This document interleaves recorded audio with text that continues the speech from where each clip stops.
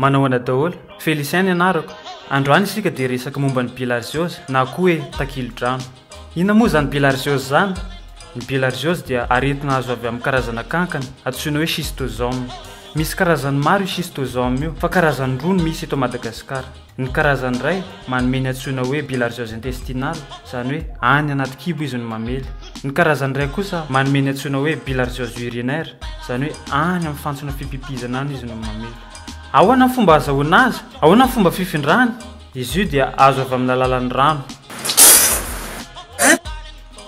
Tsy hoe amin'ny alalan'ny rano sotroina, fa avy amin'ny alalan'ny filomanosana anaty rano miandrona na reny rano tsy dia mikoriana mafy.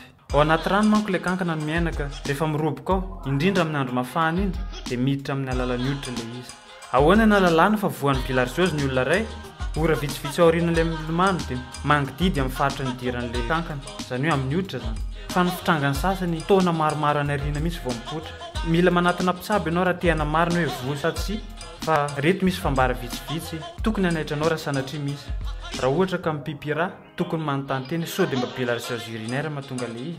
Raha ohatra kosa hoe marary kibo lava, mivalana lava, na hoe mitombo ny angezan'ny kibo ohatran'io amin'ny sary io, dia tokony hanontany teny sao dia mba bilharziôzy intestinale mahatonga ilay izy. Ahoana ny fomba fisorohana azy? Ny tsara ho fantatra aloha dia ny olona mitondra an'ilay aretina manaparitaka azy. Raha ohatra ka manao maloto anaty rano, na koa hoe manao maloto eny rehetra eny ka hoentin'ny rika ilay izy ka tonga ny anaty rano ihany ny farany.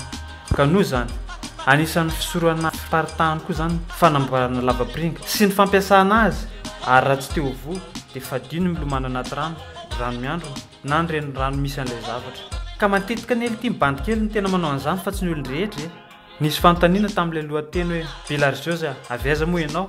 Valiny dia any anaty rano.